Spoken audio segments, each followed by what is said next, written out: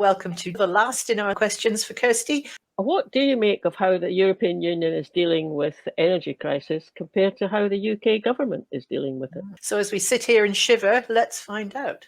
I think the EU has done pretty well on responding to energy prices. It's in part coordinating across 27 member states on the question of sanctions on Russia. You've got very recalcitrant and difficult member states like Hungary in the mix, but you've also got the fact that different member states have different policies and the EU doesn't control all this. So it is a question of good negotiations between different member states with power for different things lying in different places. But there's a serious effort at solidarity and making sure, that they're not contradicting each other.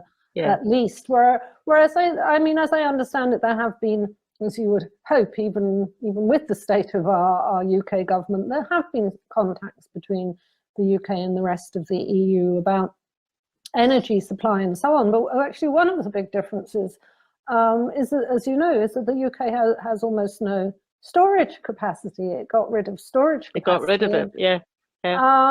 And in a crunch this winter, the EU will not do what countries like France and Netherlands and others previously did, which is, energy flows or electricity flows. I'm not a technical expert on this. Yeah. Both ways under the channel.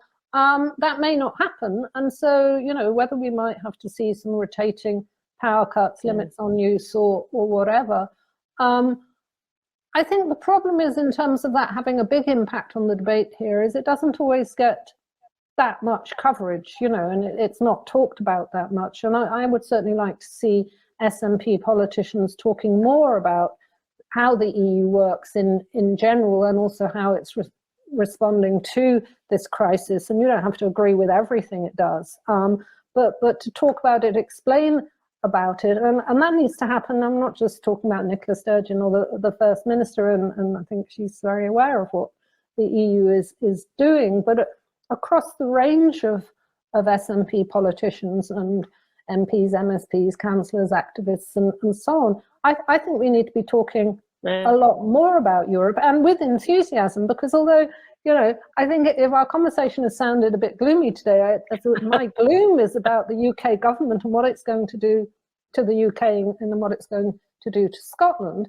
But I'm not at all gloomy about Scotland's path to the European Union as an independent country, and the benefits of that, and the way that can happen. So there are tricky things to negotiate. There are issues around the border. There are issues around the currency. There are politics. But as I said earlier, the politics around Scotland is not going to be like some of the politics around the Western Balkans applications to join.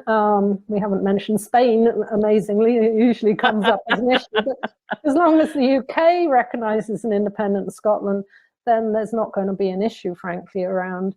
That's the end of our series of exclusive questions with Kirsty. And if you'd like to watch the whole show, which has got more than just Kirsty's full interview in it, do join us tomorrow on Independence Live's YouTube channel.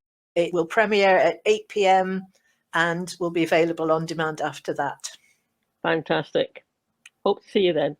Thanks for watching. Bye. Bye now.